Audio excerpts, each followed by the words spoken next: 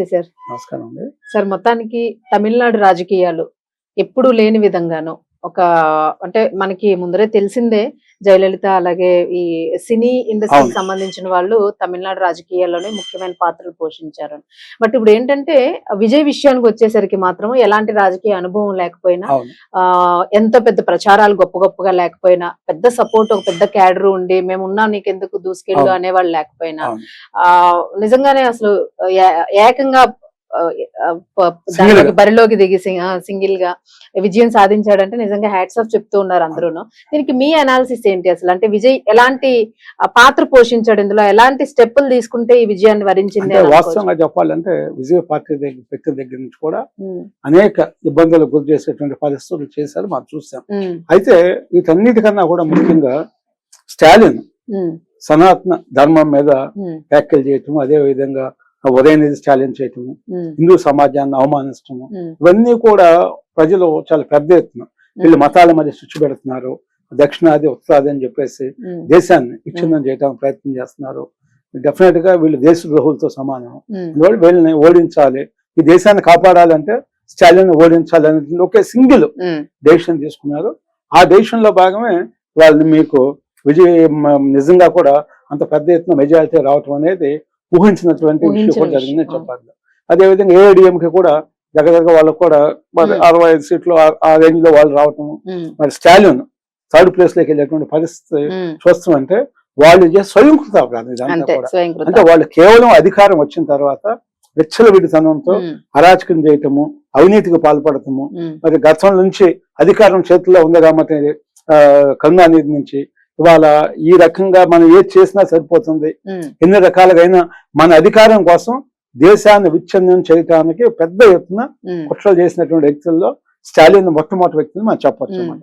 అందువల్ల అక్కడ ప్రజలు పూర్తిగా ఈ విధమైనటువంటి రాజకీయాన్ని మనం అంతం చేయకపోతే మన రాష్ట్రానికి కూడా ప్రమాదము, మనందరినీ కూడా దేశంలో దేశద్రోహులుగా చూస్తారని చెప్పేసి ప్రజలందరూ కూడా మంచి నిర్ణయం తీసుకున్నారు.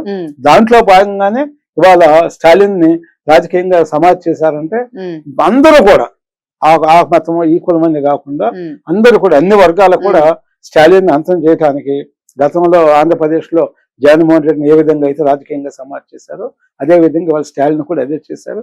అంటే వాళ్ళు అధికారం ఇచ్చినప్పుడు వాళ్ళ రాజ్యాంగబద్ధంగా ప్రజాస్వామ్యబద్ధంగా పరిపాలన చేయాలి.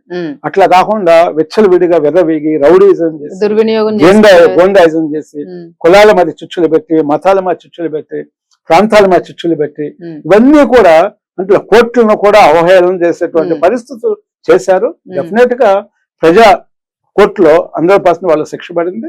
దేశానికి డెఫినెట్ గా ఇది మంచి శుభసూచకం అని చెప్పొచ్చు. అంటే ఉత్తరాది దక్షిణాది అని కొంతమంది కాంగ్రెస్ పార్టీ అని చెప్పండి, కమ్యూనిస్టులు అని చెప్పండి, ఆ తానులో ముక్కుగా ఉన్నటువంటి స్టాలిన్ అని చెప్పండి, వీళ్ళందరూ కూడా పెద్ద ఎత్తున దేశం మీద కుట్రలు చేస్తున్నారు.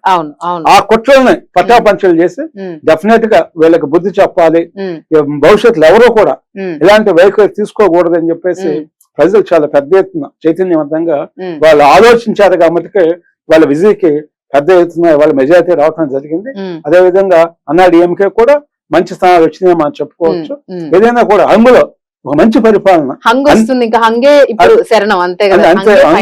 ఎందుకంటే మరి మ్యాజిక్ ఫిగర్ రాలేదు కాబట్టి డెఫినెట్ గా హంగులో మన విజయ్ వెళ్ళాలి కాబట్టి మంచి పరిపాలన తీసుకురావడానికి సరైనటువంటి ఎంపిక చేసుకోవాలి అని చెప్పేసి కూడా మనం విజయ్ ముఖ్యమంత్రి అని ఫిక్స్ అయిపోవచ్చు అంటారు. ఇంకా 100% విజయ్కి అవకాశాలు హంగులో అయినా కూడా ఎందుకంటే మెజారిటీ ఆటోమేటిక్ విజయకే అవకాశాలు ఉంటాయి.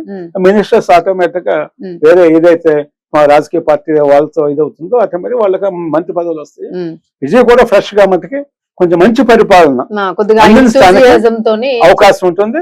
కేంద్ర ప్రభుత్వం కూడా మోడీ గారు కూడా డెఫినెట్ గా సపోర్ట్ గా ఉంటారు. ఎందుకంటే వాళ్ళ దేశం కోసం పనిచేసేటప్పుడు ఇక్కడ చుచ్చులు పెట్టేటువంటి ప్రభుత్వం పోయింది కాబట్టి డెఫినెట్ గా విజయ్ కూడా ముందస్తుగా ఊహించి మనం కేంద్ర ప్రభుత్వంతో మంచి సంబంధాలు పెట్టుకుని మన రాష్ట్రాన్ని మనం డెవలప్ చేసుకోవాలి అనేటువంటి పాజిటివ్ దృక్పథంలో వెళ్ళాలి కాబట్టి డెఫినెట్ గా మంచి జరుగుతుందని మనం ఆశిద్దాం. అవును, తప్పకుండా సార్. నిజంగానే అంటే చాలా అనూహ్యమైన మార్పులు జరిగే రాజకీయంలో.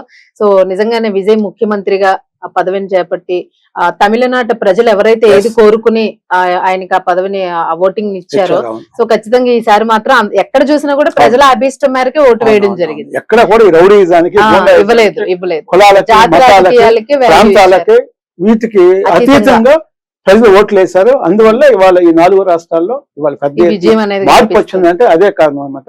ఇది మరి ప్రజలు నిజంగా కూడా చాలా చైతన్యవంతంగా వాళ్ళ ఓటు చేశారు అనేది మనం డెఫినెట్ గా ఆ విషయాన్ని మనం పరిగణలో తీసుకోవాలి. సో నెక్స్ట్ ఎలక్షన్స్ ఏమున్నా కూడా నాయకులు భయపడాలి, తప్పు భయపడతారు. ప్రజల చేతిలో చేయడానికి కూడా వాళ్ళు సాహసించరు.